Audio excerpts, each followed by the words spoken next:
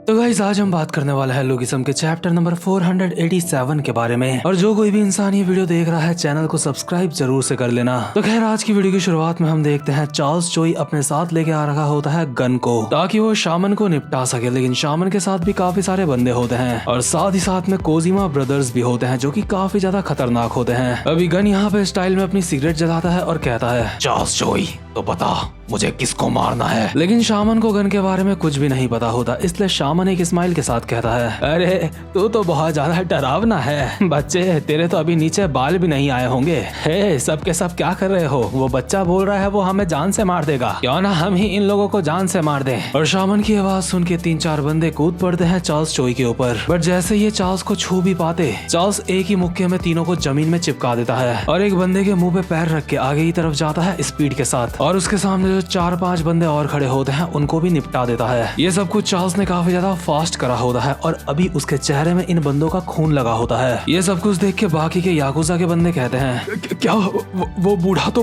बहुत ज्यादा ताकतवर है। लेकिन इतने में ही इनमें से एक बंदा चार्ल्स को पहचान जाता है और कहता है, एक मिनट, वो कोई नॉर्मल बूढ़ा इंसान नहीं है, जरा उसके चेहरे को ध्यान से देखो, वो इंसान अब भी जिंदा है। वो गैपयोंग फिस्ट गैंग का सेकंड बॉस है। शिट, ये इंसान तो एलाइट है, ये इंसान काफी ज्यादा ताकतवर है, लेकिन हम उस दूसरे वाले बच्चे को तो हैंडल कर ही सकते हैं। लेकिन ये बंदा जैसे ही मुंडी घुमा के गन की तरफ देखता है तो ये गन को देख के भी काफी ज्यादा हैरान हो जाता है, क्योंकि गन ने अकेले ही 5-6 बंदों का कुत्ता बना रखा होता है। कुछ हवा में उड़ रहे होते हैं और एक को गन ने जमीन में चिपका रखा होता है। इन याकुजाज में से एक बंदा गन को देख के काफी ज्यादा हैरान होता है और अपने मन में बोल रहा होता है, क्या मेरी आंखों में कोई दिक्कत है? आखिर इस बच्चे को देख के मुझे यामाजाकी के हेड की याद क्यों आ रही है? और यार जैसा कि आपको पता है गन यामाजाकी क्लैन का यंग मास्टर है और गन को देख के याकुजा के एक बंदे को यामाजाकी क्लैन के हेड की याद आ रही है, जो कि अभी हम यहाँ पे स्क्रीन में देख रहे हैं। और ये बंदा काफी ज्यादा खतरनाक लग रहा है और मुझे ऐसा लग रहा है कि ये बंदा गन का फादर हो सकता है। और अगर गन का फादर नहीं होगा तो कुछ ना कुछ रिलेशन तो इसका गन से होगा पक्का। तो खैर गन जैसे ही यहाँ पे काफी सारे बंदों को निपटा रहा होता है, इतने में ही यहाँ पे हिरोआकी कोजिमा आता है और गन को उठा के जमीन में पटक देता है। इसके बाद हिरोआकी गन को कहता है, हम तुम्हारे अंदर तुम्हारे पूर्वजों को देख पा रहे हैं यंग मास्टर, हमने तुम्हें जो कुछ भी सिखाया था उससे तुम काफी ज्यादा ताकतवर हो चुके हो। और भाई लोग एक बार आपको फिर से बता देता हूँ, ये जो हिरोआकी कोजिमा है ये जनरेशन 0 का बंदा है, यानी कि प्री जनरेशन का बंदा। और पहले ये उसी यामाजाकी क्लैन का एक मेंबर था जिसका गन यंग मास्टर है। और इसकी बातों से ऐसा लगता है कि जैसे इसने भी गन को कुछ चीजें सिखाई है फाइटिंग की। अभी गन जमीन में पड़ा हुआ होता है और कहता है, ये अटैक काफी ज्यादा जाना पहचाना था, लगता है ये हिरोआकी कोजिमा है। लेकिन ये काफी ज्यादा अजीब बात है, तुझे लगता है मैं ताकतवर हो गया हूँ? हिरोआकी कोजिमा तू तो ऐसे बोल रहा है जैसे तू मुझसे ज्यादा ताकतवर है। और अभी गन बिना सपोर्ट के जमीन से उठ रहा होता है किसी भूत की तरह। और वहीं दूसरी तरफ जो दूसरा वाला कोजिमा होता है वो चार्ल्स के मुंह पे एक मुक्का मारता है, जिससे चार्ल्स पीछे की तरफ जाता है। कोजिमा कहता है, एलाइट आखिर यंग मास्टर तेरे साथ क्यों है? आखिर तू क्या प्लान बना रहा है? चार्ल्स एक स्माइल के साथ कहता है, क्या अभी ये सारी बातें जरूरी है? अभी जो सबसे ज्यादा जरूरी है वो ये है कि ब्रदर चियोन के पास मेरी कमजोरी है। चल आजा, देखते हैं तेरे अंदर कितना दम है। तुझे नहीं लगता कम से कम तुझे मुझे अपनी थोड़ी स्किल्स दिखानी चाहिए? और वहीं जो गन होता है हिरोआकी कोजिमा के ऊपर अटैक करने के लिए भाग रहा होता है और दूसरा कोजिमा हवा में उछलता है चार्ल्स के ऊपर अटैक करने के लिए। और ये चारों के चारों तैयार होते हैं एक दूसरे की तोड़ने के लिए। इतने में ही सीन शिफ्ट होता है और हम देखते हैं च्योनलैंग के पहाड़ का सीन, जहाँ पे विंजिन अभी बैठा हुआ होता है और उसके हाथ में एक हेयर बैंड होता है। इतने में ही विंजिन के पीछे से श्योंगजी आता है और कहता है, ओए आखिर तू यहाँ पे क्या कर रहा है? विंजिन कहता है, मैं किसी के ऊपर काफी ज्यादा गुस्सा हूँ। श्योंगजी कहता है, क्या कहीं तू मेरे ऊपर गुस्सा तो नहीं है? विंजिन कहता है, टीचर आखिर मैं तुम्हारे ऊपर गुस्सा क्यों होऊंगा? मैं अपनी मॉम के ऊपर गुस्सा हूँ, उन्होंने मुझे अकेला छोड़ दिया और वो इस दुनिया से चले गई। वो मुझे छोड़ के चले गई ताकि उनको रहने के लिए एक अच्छी जगह मिल सके। बिना मेरे बारे में सोच के उन्होंने अपनी जान दे दी। उन्हें ये पता था अगर वो इस दुनिया में नहीं रही तो मैं कैसे जी पाऊंगा। मेरी मदर के जाने के बाद मेरे पास बस उनका ये हेडबैंड है, इसीलिए इस हेडबैंड को देख के भी मुझे काफी ज्यादा गुस्सा आ रहा है। उम्मीद करता हूँ जो कुछ भी उन्होंने करा है उस वजह से अभी वो नर्क में होंगी। श्योंगजी ये सुन के कहता है, नहीं ऐसा मत कहो अपनी मदर के बारे में। विंजिन कहता है, लेकिन टीचर क्या तुम्हारी कोई फैमिली नहीं है और ना ही तुम्हारे कोई दोस्त है? क्यों, मैंने सही कहा ना? श्योंगजी कहता है, नहीं मेरा कोई परिवार नहीं है, लेकिन हाँ मेरे दोस्त हैं। विंजिन कहता है, अरे झूठ बोलना बंद करो, तुम्हारे तो दोस्त भी नहीं है।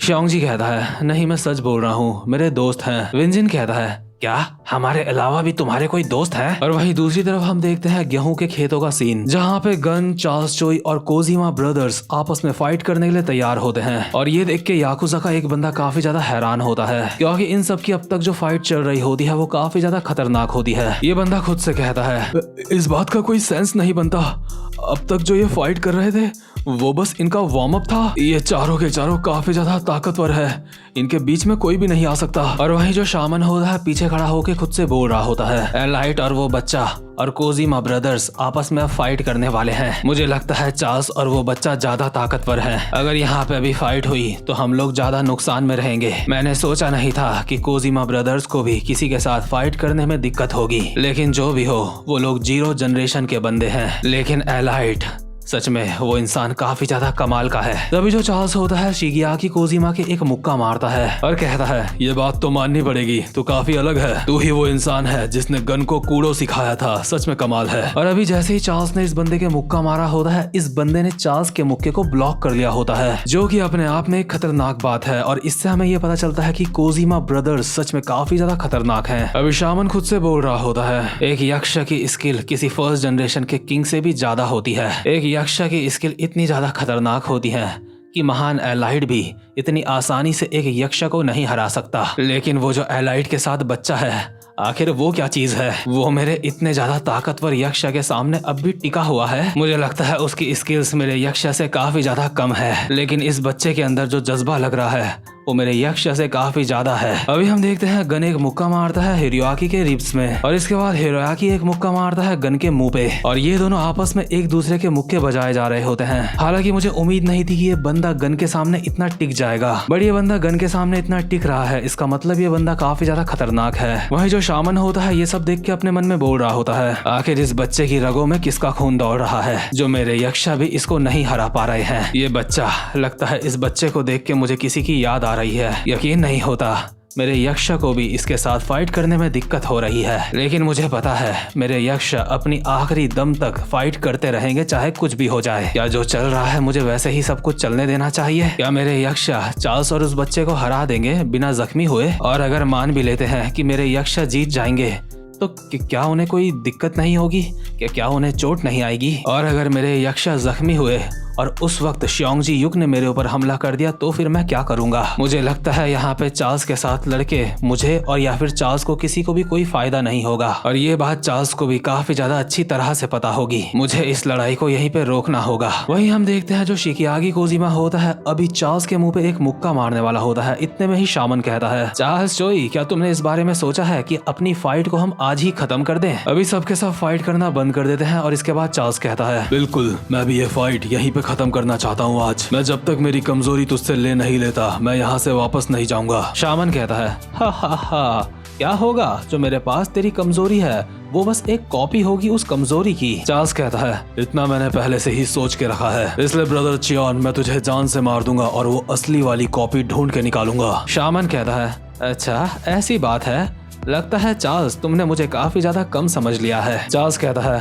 आखिर तुम्हारा मतलब क्या है? शामन कहता है, हो सकता है कि ये फाइट यहाँ पे तुम जीत जाओ, लेकिन मुझे जान से मार के यहाँ से वापस जाना तुम्हारे लिए आसान नहीं होगा। चार्ल्स कहता है, अच्छा और वो क्यों? शामन कहता है, अरे क्या तू भूल गया कि आखिर मैं कौन हूँ? मैं हूँ चियोनलैंग का राजा। मैं कई सालों से इस गांव का राजा हूँ और इसीलिए यहाँ के जितने भी आम लोग हैं और पुलिस वाले हैं और फायरमैन हैं वो सारे के सारे मेरे इशारे पे चलते हैं और मेरे लिए जीते हैं वो लोग। लेकिन तू बोल रहा है कि तू मुझे जान से मार के यहाँ से भाग जाएगा। तू जैसे ही मुझे मारेगा जान से, उसी पल से सारे गांव वाले तेरे पीछे पड़ जाएंगे। क्या तुझे सच में लगता है इतने सारे लोगों से बच के तू यहाँ से जा पाएगा, या फिर तू ऐसा सोचता है कि तू सारे के सारे गांव वालों को भी जान से मार देगा? तू पूरे के पूरे गांव से निपट के क्या यहाँ से बिल्कुल सुरक्षित तरीके से जा पाएगा? चार्ल्स कहता है, आखिर तू बोलने की कोशिश क्या कर रहा है? शामन कहता है, ये बिल्कुल सिंपल है, जब तक मैं जिंदा हूँ तब तक तू चियोनलैंग को नहीं ले सकता। इसीलिए मैं सोच रहा हूँ हम दोनों साथ में मिलके इस जगह के ऊपर राज करें। तुम चाहो तो हम दोनों यहाँ पे साथ में काम कर सकते हैं। मैं जानता हूँ वो वजह क्या है जिस वजह से तुम्हें चियोनलैंग चाहिए, क्योंकि मुझे अच्छी तरह से पता है कि चियोनलैंग की जमीन किस तरह की है। चियोनलैंग के साइड में जो समुद्र के किनारे हैं वहाँ पे लहरें काफी ज्यादा तेज हैं। वहाँ पे तुम शिप्स के लिए डॉक नहीं बना सकते कि शिप वहाँ पे रुक पाए, और जो बाकी की जमीन है वो काफी ज्यादा पथरीली है, तुम वहाँ पे टनल भी नहीं बना सकते। यहाँ की कंडीशंस ऐसी हैं जिससे तुम्हें फायदे से ज्यादा नुकसान होगा और मुझे लगता है इस तरह से नेचर से जुड़ी हुई जगह बिल्कुल सही रहेगी एक लग्जरी रिसोर्ट बनाने के लिए। कैसा रहेगा हम यहाँ पे एक लग्जरी रिसोर्ट बनाए और साथ में मिलके काम करें। चार्ल्स कहता है, ब्रदर जियान, आखिर इस वक्त तू क्या करने की कोशिश कर रहा है? क्या तेरा मतलब ये है कि तू गैब्रियोन किमफिस्ट के एलाइट के साथ समझौता करना चाहता है? लगता है सच में तुझे समझ आ गया कि मैं क्या चाहता हूँ।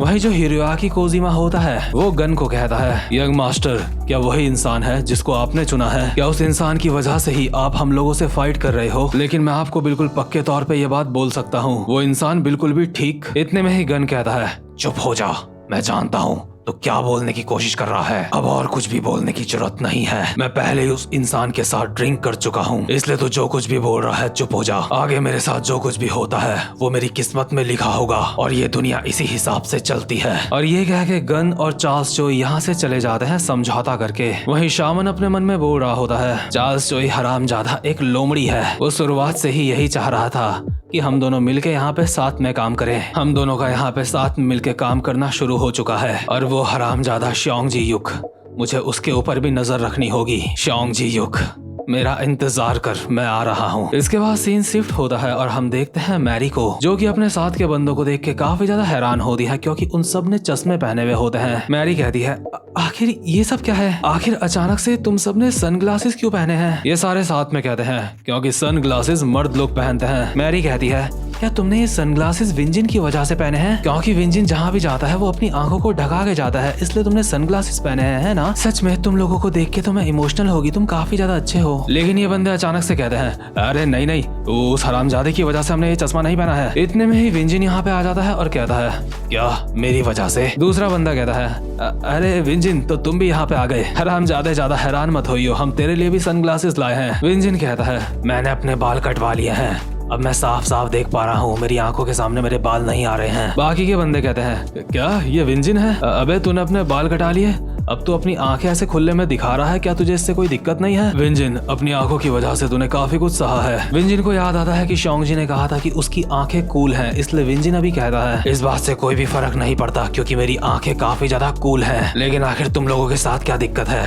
तुमने चश्मे इसलिए पहने हैं क्योंकि तुम लोग मेरे ग्रुप में हो। ये सारे चिल्ला के कहते हैं, अबे साले, ऐसा कुछ भी नहीं है, हमने तेरी वजह से ही चश्मे नहीं पहने हैं। ये सारे अपने मन में कहते हैं, हमें तो लगा था इसको ये चश्मा देख के अच्छा लगेगा, अब ये चश्मा हमें अपनी पूरी जिंदगी भर पहनना होगा ताकि इसको ऐसा न लगे कि ये चश्मे हमने इसकी वजह से पहने हैं। तभी ये सारे के सारे विंजिन के ऊपर टूट पड़ते हैं और कहते हैं, सिसीरियम टाइम। और आपको पता होगा सिसीरियम एक फाइटिंग स्टाइल है। ये सारे के सारे बारी बारी करके विंजिन को मारने के लिए आते हैं, लेकिन विंजिन इन सबको ही जमीन में पटक के धो देता है। एक बंदा जमीन में पड़ा हुआ होता है और कहता है, इसने हम सब में से आखिरी में ट्रेनिंग ली और उसके बावजूद भी इसने हम सबको हरा दिया। दूसरा बंदा कहता है, अरे कैप्टन, चिंता करने वाली कोई बात नहीं है, वो एलिफेंट से नहीं जीत पाएगा। और विंजिन खड़ा होता है अभी मैरी किम के सामने और कहता है, एलिफेंट, अब अगला नंबर तेरा है, तू भी मुझसे पिटेगी। लेकिन मैरी विंजिन को पकड़ के जमीन में पटक देती है और कहती है, हरामजादे, आखिर तू एलिफेंट किसको बोल रहा है बे? जमीन में पटके जाने के बाद विंजिन कहता है, क्या एलिफेंट, मैं अब भी तुझसे हार रहा हूँ। टीचर,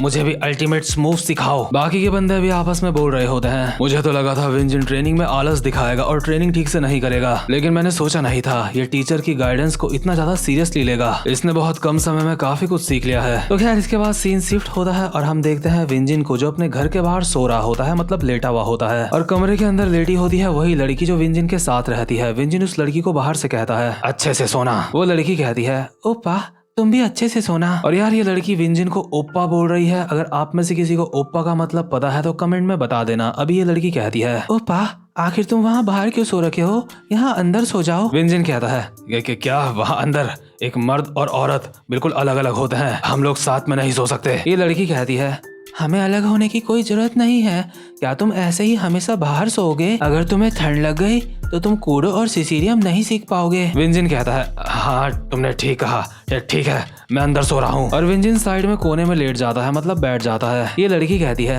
हम साथ में एक ब्लैंकेट में सो सकते हैं ओपा। विंजिन कहता है, चुड़ैल, तू चुप हो जा। ये लड़की कहती है, ओपा, मुझे देख के काफी ज्यादा अच्छा लगा, कुछ दिनों से तुम थोड़ा सा ठीक लग रहे हो, तुम परेशान नहीं रहते। विंजिन अपने मन में सोच रहा होता है, क्या सच में ये सच बात है? लगता है ऐसा इसलिए है क्योंकि मुझे अब अपना परिवार मिल चुका है। विंजिन कहता है, मेरी माँ जो मुझे छोड़ के चले गई उनसे मिलने की बजाय मैं सोच रहा हूँ कि काश मैं पहले अपने टीचर से मिला होता। सच में मेरी किस्मत बहुत ज्यादा खराब है। मेरी मॉम सच में बहुत ज्यादा बुरी थी। आखिर मैं उनके साथ रहा ही क्यों? उन्होंने जो कुछ भी मेरे साथ करा है उसकी वजह से मुझे लगता है अभी वो नर्क में सड़ रही होंगी। क्यों? मैंने सही कहा ना? लेकिन इतने में ही जो ये लड़की होती है इसे कुछ याद आता है। इसे अपनी एक मेमोरी याद आती है जो कि अभी हम स्क्रीन में देख भी रहे हैं। इसीलिए ये लड़की कहती है, नहीं रुक जाओ, तुम्हें तो ये भी नहीं पता कि आंटी मरी कैसे थी। और ये सुन के विंजिन काफी ज्यादा हैरान हो जाता है और कहता है, क्या अभी अभी तूने क्या कहा? आखिर तू मेरी मॉम के बारे में कैसे जानती है? तुझे उनके बारे में कुछ पता है ना?